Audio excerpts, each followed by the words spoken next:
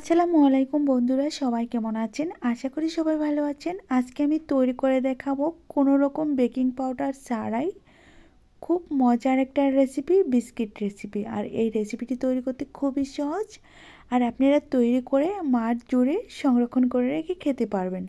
কোনো রকম বেকিং পাউডারের ঝামেলা ছাড়াই কিভাবে বিস্কিট তৈরি করতে হয় সেটাই আমি তৈরি করে দেখাবো। আর এখানে শুধু 1 কাপ ময়দা আর হাফ কাপ তেল দিয়েই কিন্তু এই রেসিপিটি তৈরি করে নেওয়া যাবে খুব সহজেই। চলুন কথা না বাড়িয়ে আমি মূল ভিডিওতে চলে যাচ্ছি। তার আগে বলছি, সাথে থেকে সম্পূর্ণ ভিডিওটি দেখার চেষ্টা করেন।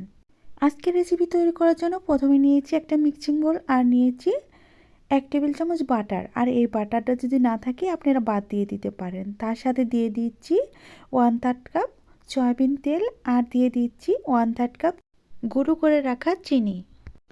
চিনিটাকে অবশ্যই গুঁড়ো করে নেওয়ার চেষ্টা করবেন, এতে করে তেল আর বাটারের সাথে মিশাতে খুবই সুবিধার হবে আর খুব সহজেই মিশে যাবে। আমি এখন একটা হ্যান্ড উইক্সের সাহায্যে এটাকে ভালোভাবে মিশিয়ে নিচ্ছি। যেহেতু বাটারটা দলা পাকানো, তার জন্য একটু মিশাতে হালকা একটু সময় লাগবে। দেখেন খুব সহজেই মিশিয়ে নেওয়া হয়ে গেছে। এখন আমার প্রায় মিশিয়ে নেওয়া হয়ে গেছে। এখন আমি এখানে অ্যাড করে দিব হালকা একটু গুঁড়া দুধ। আর এই গুঁড়া দুধটা দেওয়ার কারণে বিস্কিটগুলো খেতে খুবই মজার হবে। আর আপনাদের হাতের কাছে না থাকলে তাহলে এটা বাদ দিতে পারেন, এতে করেও বিস্কিটগুলো খুবই সুন্দর হবে। এখন আমি দিয়ে দিব 1 কাপের একটু কম ময়দা। আপনারা চাইলে এখানে আটাটাও দিতে পারেন। অল্প অল্প করে প্রথমে দিয়ে তারপর মাখিয়ে নিতে হবে। প্রথমে একটু মনে হবে লুজ, কিন্তু যখন একটু ভালোভাবে মাখিয়ে নেবেন তখন একদমই সুন্দর একটা ডো তৈরি হয়ে যাবে। 1/3 কাপ তেলের জন্য 1 কাপের একটু কম ময়দা দিলেই খুব সুন্দর একটা ডো তৈরি হয়ে যাবে। আমার ডোটা মাখানো হয়ে গেছে। এখন আমি এগুলোকে একটা বোর্ডের ওপর নিয়ে নিব, নিয়ে তারপর আমি রেখে তারপর হাত দিয়ে সুন্দর করে চ্যাপ্টা করে একটা রুটির মতো করে নিব। আর এটা বেলনা দিয়ে বেলাবেলির কোনো ঝামেলা নেই। দেখেন আমি কিভাবে রুটিটা তৈরি করে নিচ্ছি। এখানে যেহেতু তেল নিয়েছি তার জন্য রুটিটা খুব সহজেই হয়ে যাচ্ছে। দেখেন খুব সহজেই রুটিটা কিন্তু হয়ে যাচ্ছে। এখন আমি এই রুটিটাকে কেটে কেটে ডিজাইনগুলোকে তুলে নেব। আর এর জন্য আমি নিয়েছি কুকি কাটার। এই কুকি কাটারগুলো আপনারা যে কোনো সুপার শপে পেয়ে যাবেন। আমি এখানে অনেকগুলো কুকি কাটার নিয়েছি নানান ধরনের ডিজাইনে। আপনারা চাইলে যে কোনো একটি দিয়েও বিস্কিটগুলো তৈরি করে নিতে পারেন। খুব সহজেই দেখেন বিস্কিটগুলো ডিজাইন তুলে নিচ্ছি। এভাবে করে আমি সবগুলো বিস্কিট ডিজাইন তুলে তারপরে নিয়েছি। আপনাদেরকে দেখাবো সবগুলো বিস্কিট বানানোর পর কেমন হয়েছে। খুবই সহজ, আর খুব সহজেই বিস্কিটগুলো বানানো যায়। আর এগুলো কুক করতে বেশি সময় লাগে না। হাতে 10 মিনিট সময় রেখেই বিস্কিটগুলো তৈরি করে নেওয়া যাবে।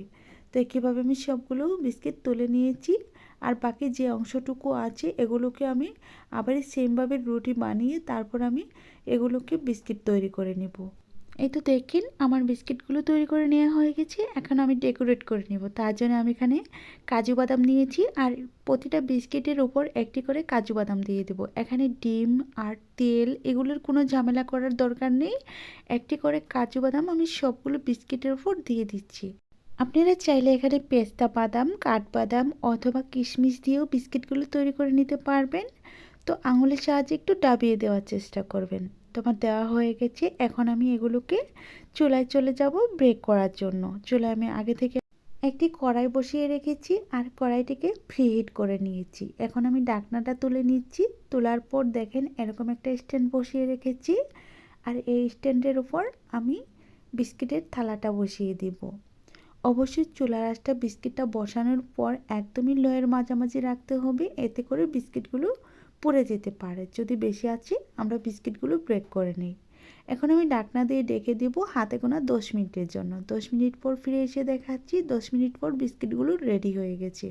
যেহেতু বিস্কিটগুলো খুবই পাতলা, সেহেতু ব্রেক করতে বেশি সময়ের প্রয়োজন হয়নি। এখন আমি বিস্কিটগুলো একটু হাত দিয়ে চেপে দেখাচ্ছি। এখন কিন্তু অনেকটাই নরম।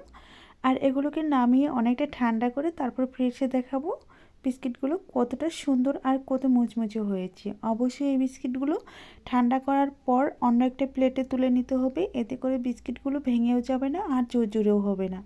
এখন আমি ঠান্ডা করার পর ফ্রিজে দেখাচ্ছি। দেখেন বিস্কিটগুলো কতটা সুন্দর হয়েছে আর কত সহজে উঠে আসছে। আর দেখেন অপর পৃষ্ঠায় কত সুন্দর একটা কালার হয়েছে। একটু দেখে বুঝে নেওয়ার চেষ্টা করেন। খুবই সুন্দর একটা কালার হয়েছে, পুড়ে যায়নি কিন্তু। এখন আমি বিস্কিটগুলো অন্য একটা প্লেটে তুলে নিব। তার আগে আমি কিছু বিস্কিটের উল্টা পাশটা দেখিয়ে দিচ্ছি।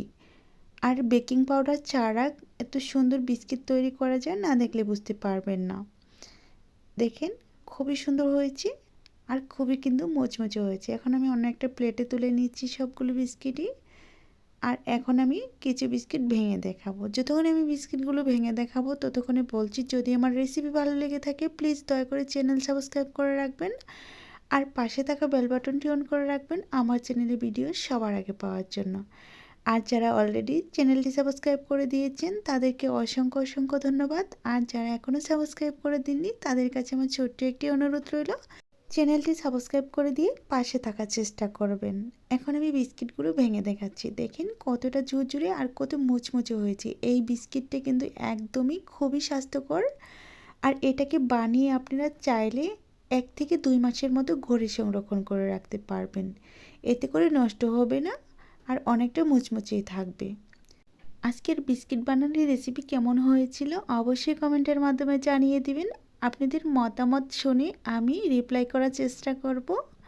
আজ এ পর্যন্তই। ভালো থাকবেন, সুস্থ থাকবেন। আল্লাহ তাআলার কাছে এই কামনা করে বিদায় নিচ্ছি। পরবর্তীতে আবার দেখা হবে নতুন কোনো রেসিপি নিয়ে।